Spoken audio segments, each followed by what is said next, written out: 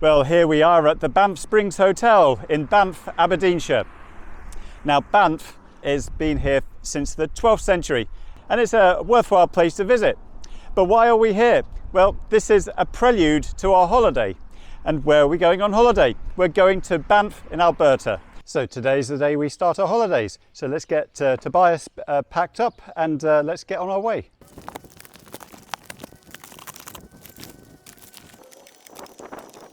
Okay, so the first destination is Edinburgh Supercharger and predicted charge there is 51%. So let's be on our holidays. Now you may be asking, why are we flying from Edinburgh? Why are we not flying from Aberdeen? Well, in the past we did indeed fly from Aberdeen to Calgary Airport.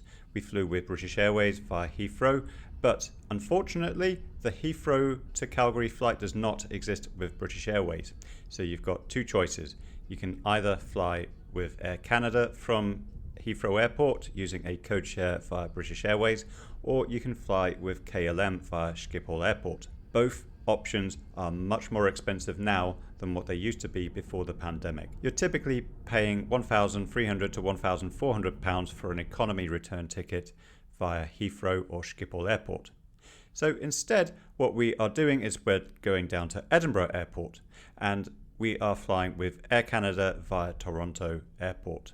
What we found was that the tickets with Air Canada via Toronto are £900 return each, and that's a much more affordable ticket price to consider.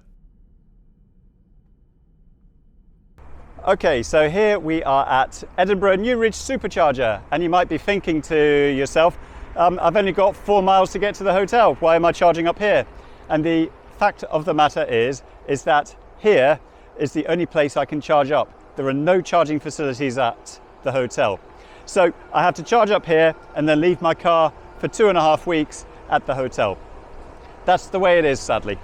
Now, given the departure time of 9 a.m, we had to have an overnight hotel. With parking, that hotel cost us £240. We purchased that option with Air Parks Express.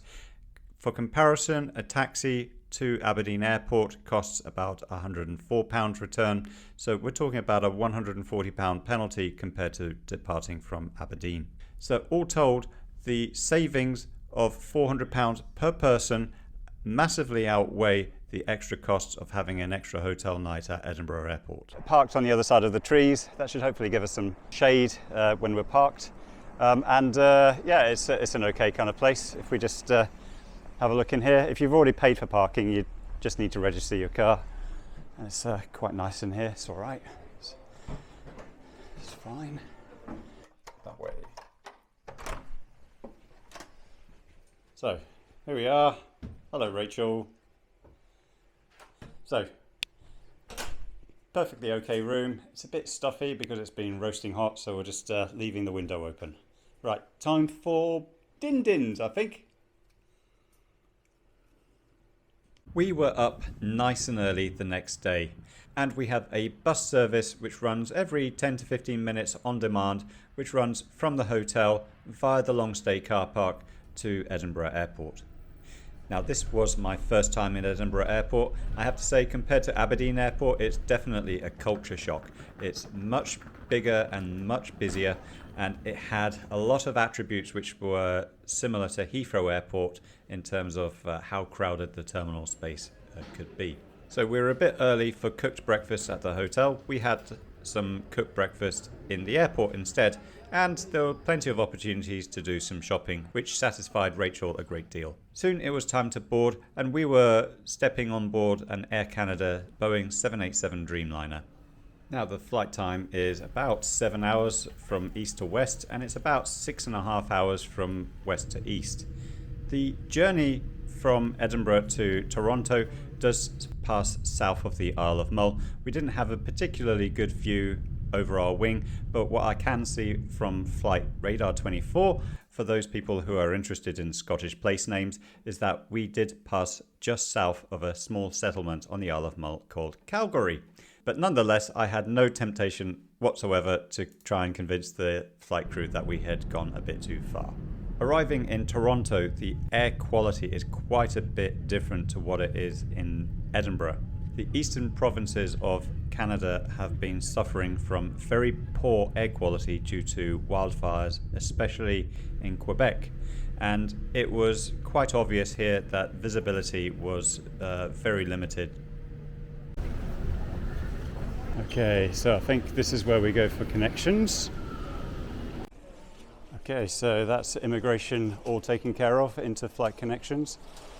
All we had to do was fill in an online declaration and then get a printed receipt, hand it into immigration and then customs, and then we're done. So no need to pick up our bags. Nice and easy.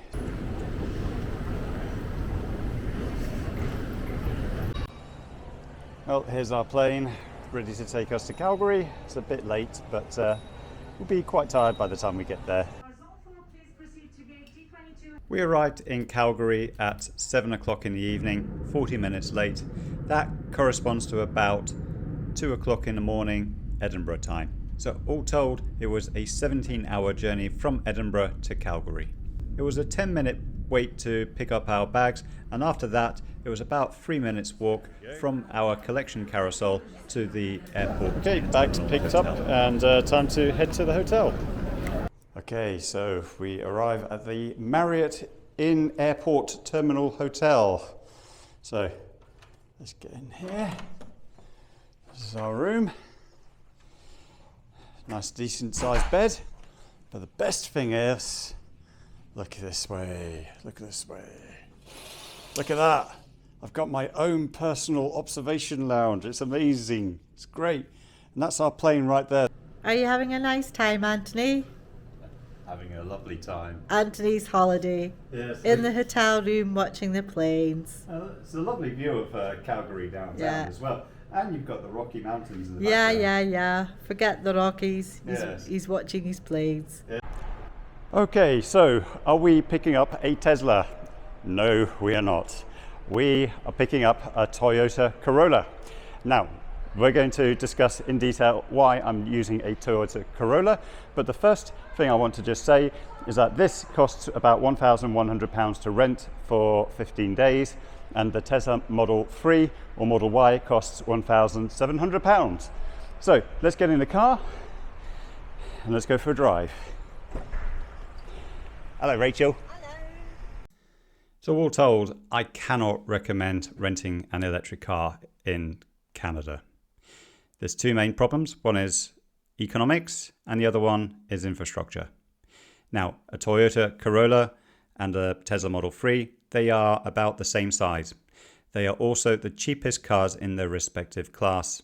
The Toyota Corolla is the cheapest car that you can rent from Hertz in Calgary Airport. The Tesla Model 3 is the cheapest electric car that you can rent in Calgary Airport with Hertz. So I know I'm comparing a performance car with a rather lackluster car, but they carry the same amount of luggage and they have the same number of seats. My car was driven 3,200 kilometers, that's 2,000 miles. We put in £157 worth of petrol into the Toyota Corolla, working out at just under 8 pence per mile. If I was to do that same journey with a Tesla Model 3 using the superchargers, I'd be putting in about £155 worth of electricity. The supercharger pricing is rather different in Canada to the United Kingdom. They will charge per minute of charging. They do not charge per kilowatt hour. Now they've got different price bands depending on the speed of charging, but it does work out at quite a wide range of prices per kilowatt hour, anywhere between 31 cents and 68 cents per kilowatt hour. So it's still cheaper than charging up in the United Kingdom, but you will find that despite that, it is still more expensive than renting an electric car, both in terms of renting the electric car itself and putting energy into that car. In terms of charging infrastructure, we have got superchargers in Canmore, the fastest of which is a version 3 250 kilowatt supercharger station with 8 stalls. At the north end in Jasper National Park, we have got another version-free supercharger station with 8 chargers available. In between, we don't have anything above 50 kilowatts. In fact, we don't have anything very much at all. The fastest of which is a 10 kilowatt charger at the Lake Louise ski resort. But from Lake Louise onwards, there's a petrol station at Saskatchewan Crossing. There are no chargers there. There is the Columbia Icefield Visitor Centre, and again, there are no chargers there.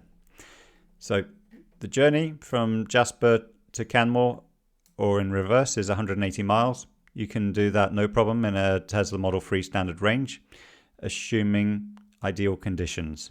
You will arrive at your destination with about 60 miles of charge remaining. However, in unideal conditions, where you've got a wet road, low temperatures, strong headwind, you may not have any margin whatsoever. And the fact that there is no backup between Lake Louise and Jasper means you're really running things tight there. Bear in mind, Highway 93 was closed twice during our visit, once due to snow and once due to a vehicle collision. If you have a situation where you cannot proceed, you're in big trouble with an electric car.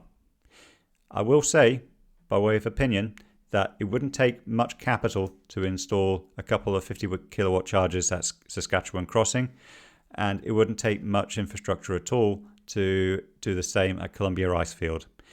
None of them have got grid connections, but there is all sorts of potential for installing on-site solar. In terms of hotel charging, that's where you really want to charge when you're renting an electric car. What do we have in Banff? We have the Rimrock Resort.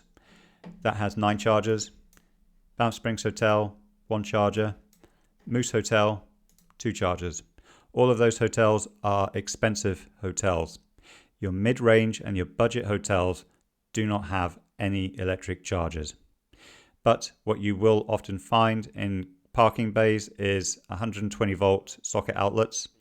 They are good for 1.5 kilowatts in North America compared to 2.5 to 3 kilowatts in the United Kingdom. So it's much slower charging on one of these regular socket outlets. So all told, I would say there's a lot that needs to happen in the national parks and in Canada as a whole when it comes to supporting electric car usage. My experience of driving on the roads is that there were Teslas about driving, but they were not as numerous as what you would see under given traffic conditions compared to the United Kingdom. And when it came to other brands of electric cars, there were almost none whatsoever. I saw one Rivian R1T vehicle, but all told, the pickup truck reigns supreme in this part of the world. And I think it's going to be quite a few years before electric cars become normalized in this part of the world. Okay, so we are out of the airport car park and just getting used to the car, adjusting the mirrors and all the rest of it. And first thing I will say is I have to get used to pressing the brakes all over again. That's something you don't have to do with a Tesla. So yes, we're heading off to the north part of the ring road for Calgary, and we will take it from there. So we're heading off to Highway 1, and then we will be heading westbound from Calgary into Banff National Park. Okay, so here we are on Highway 1, and we're just west out of Calgary. It's a big straight road heading into the Rocky Mountains, and you can see the Rocky Mountains from here. They're a bit in a distance. It's a slight amount of haze, but otherwise the visibility is, generally speaking, it's fairly decent today. Flying across Canada yesterday, a lot of smoke, and there wasn't much you could see from the air of Canada. But today, much better. So lots of traffic on this road this morning. It is a Saturday morning, and people in Calgary do like to take off and head into Banff and K Country. So our first destination is going to be the Kannanaskis Visitor Centre. We're going to pick up a permit for our car so we can drive and park our car inside Kannanaskis. Now, there are 3 websites which are useful to have on your phone. The first of which is the Government of Canada Weather Service. That is useful for weather radar reports, and it's also useful for location-specific forecasts for today and tomorrow. The other location to look out for is firesmoke.ca. That will warn you if there is going to be any bad smoke heading your direction. And finally, have a look at 511alberta.ca. Now, I know Google Maps has got traffic information, but this website will tell you why there are issues and what's causing those issues. Okay, so once you arrive in Kannanaskis country, you have to buy a permit. So this is one location to buy it in. It's the Visitor Information Centre at Barrier Lake. So what we'll do is go in here and see what the dealio is. Okay, so we've got the permit and we've got 2 other things. One is the bear spray, which you can get here. That's about $50. The other thing we've got are 2 maps for Kannanaskis. Now, I will say you can get some very good maps online with OpenStreetMap and other apps, but it's always good to have printed maps here. They're about $15 each, these ones, so that's $30 in total. It is now a requirement to have a permit to enter the provincial parks in Kannanaskis. This permit costs $15 a day or $90 for the entire year. It's an electronic permit, which means it's associated with the number plate on your vehicle. So there's nothing physical to display other than the number plate on your car. Parks Canada, however, have a different permit system which gives you access to all their national parks. You've got the choice of a day permit or an annual family pass. The annual family pass for the year 2023 costs just over $145, and it will give you access to every single national park in the country, including the 4 national parks in Alberta and British Columbia, which straddle the border. Now, a few notes about bear spray. One thing you should know is that if you bring it back to the United Kingdom, you are breaking the law. In the United Kingdom, it is an offensive weapon and it is prohibited from being owned or possessed under Section 5 of the 1968 Firearms Act. If you are caught in possession of bear spray, you can expect some very severe punishments for that. Nonetheless, regardless of where you live in the world, most airlines will prohibit the carriage of incapacitating sprays either in checked baggage or in your carry-on luggage. Now, if that does sound like a waste of $50, one option you do have is to borrow bear spray. Several hotels will have bear spray which they will lend to you on a security deposit. That is something we've taken advantage of when we stayed in Banff a few years ago, but since we were out hiking first thing from the airport, it wasn't an option today. Okay, so we are on Highway 742. This is a gravel road and it can be a bit bumpy. And if you have a car in front of you like what we have, then your own car gets covered in dust. So what we're going to be doing is what's it called? Black Prince Trail. That's what we're going to do. Yeah. And it's not too far along here. So, but the road itself goes for about. It's quite bumpy. Yes. So yes, the road goes for about 65 kilometers, and it can be quite bumpy, like this. So here we are at the Black Prince Lake car park. So we're going to go not just up to Black Prince Lake, but further beyond. There is a much higher lake, which we found on YouTube, and it's got a lovely view once you're above the tree line. But for now, we've got fairly decent footpaths taking us through the trees. Right. So we're coming up to Black Prince Lake.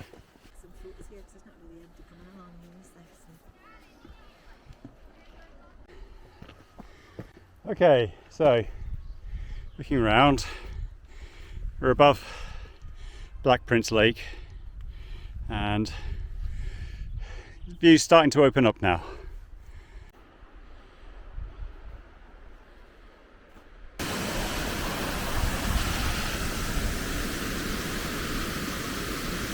So we're back from the Black Prince walk. One thing about these car parks is they're all fairly similar in the sense that they're quite large. And I just had this thought when it comes to electric cars. If you had solar panels, solar canopies covering the places where the cars actually park, and then you had some slow chargers, would that actually be an attractive proposition? In this instance, you don't actually need a grid connection. You can charge up some batteries on site, and then you can use those batteries to charge up your electric vehicles which charge here. And I'm just thinking to myself, there's very few electric car chargers in the national and provincial parks in Alberta. And having this kind of initiative would make it more attractive for tourists like myself and maybe other people who are thinking about getting an EV to go out and rent or buy an electric car. So just a thought, let me know whether that thought resonates with you. So we took Highway 742 north back to Canmore. This is quite a wide gravel road for much of the journey, all the way up to Spray Lakes. It's generally speaking a much quieter road than many other roads in Banff National Park and Jasper National Park. But even so, what you'll find is that in the evening time and in early morning time, that's the best time to drive along this road if you're out looking for interesting wildlife. Regardless of what you're on this road for, I think you'll all agree that the scenery around here is absolutely magnificent. The fact that it's not a national park and it's just a provincial park means that far fewer tourists actually are on this road altogether. But everyone from Calgary knows all about Kannanaskis. I would certainly recommend that you fly over and come and visit this place. Okay, so time to head into reception.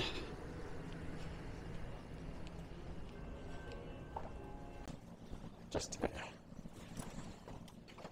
have a look inside. Decent sized room. Very nice. And we also have a fridge, freezer and microwave. And air conditioning. So everything that we need and nothing too extravagant. 5, 6 and 7 years ago, we stayed at Banff town site when we came to choosing hotels. But as you can see, Banff is extremely popular. What I've got here is a sample of accommodation which is available or not for the middle of September, which is not at all peak season. It's 2.5 months away from when I'm filming this, and as you can see, there's just a handful of hotels which are available, and you can get a general illustration of what the prices are like for 2 adults staying for 1 week. Quite expensive, £1,600 for a hostel, so that gives you an idea as to what costs are like. This trip, we're staying in Canmore. As you can see, for the same period of time, there's a lot more availability. Where we stayed is the Canmore Inn and Suites, which is right here. It's on the east side of the railway line. You've got a level crossing for pedestrians, very close to the hotel, and that gives you access to the middle of town, which you can reach within about 5 to 7 minutes of starting your walk. Closer by, you've got restaurants all along this railway avenue here. It's a good place to stay in terms of scenery and also in terms of transportation access by car. It's an easy town to drive in, and it's an easy town to walk in as well. And that's an important attribute for a holiday town. Now, going back to Banff, it's not just the hotels which are under pressure, it's all the facilities.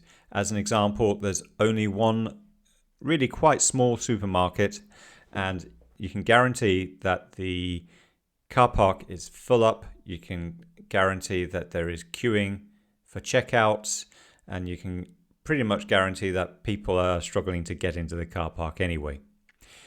We'll talk about parking in a bit, but in Canmore, what we have are larger supermarkets. There's two of them. One of them is called Safeways, which is in this location here.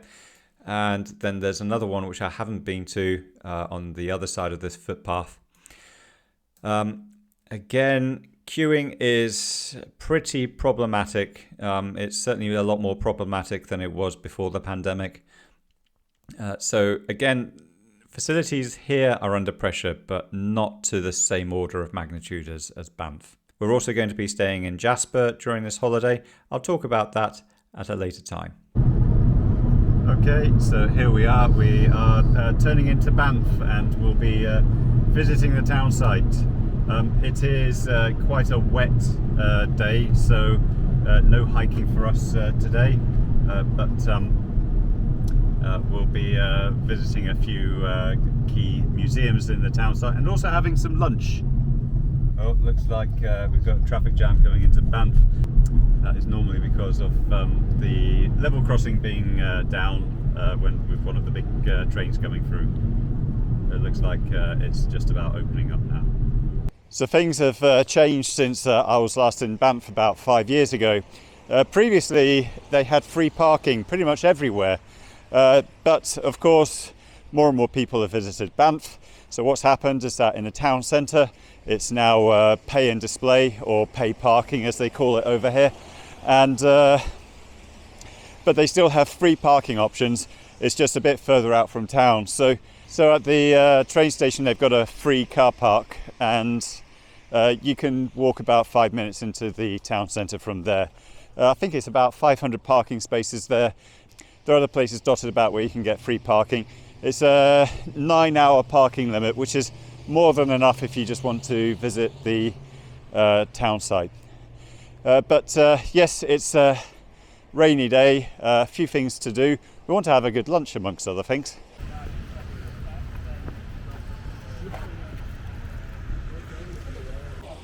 Okay, if you are in Banff, there are public transport options. It looks like in here we've got 4 routes in Banff itself.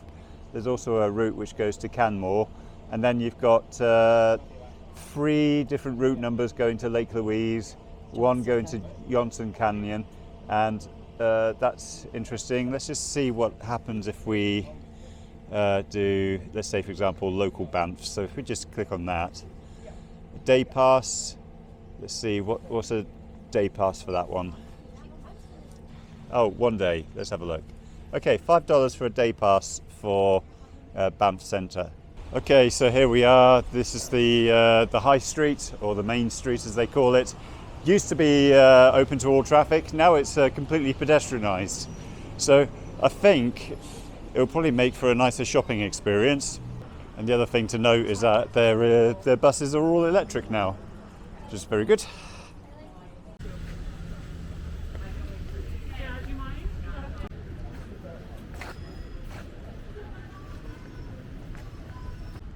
So we're on our way to Tunnel Mountain, and in the town of Banff, what do we have? Mule deer, just chomping away, minding its own business. So we parked at the railway station, but as you can see at the bottom, there is some parking available at Lower Tunnel Mountain car park. What we have is a very well constructed footpath which zigzags up to the summit. About 300 metres ascent from the town site, 200 metres ascent from the upper car park, but the upper car park is very limited in terms of parking capacity. So we're about to zig back onto the main ridge. What do we have here? A view of the Banff Springs Hotel. Quite a bit different in terms of appearance to the Banff Springs Hotel we were at just over a week ago. Looking out, we've got a bit of snow on Sulphur Mountain behind, but it does seem to be melting a little bit now. So here we are. It's not overwhelmingly busy, but it is a busy footpath.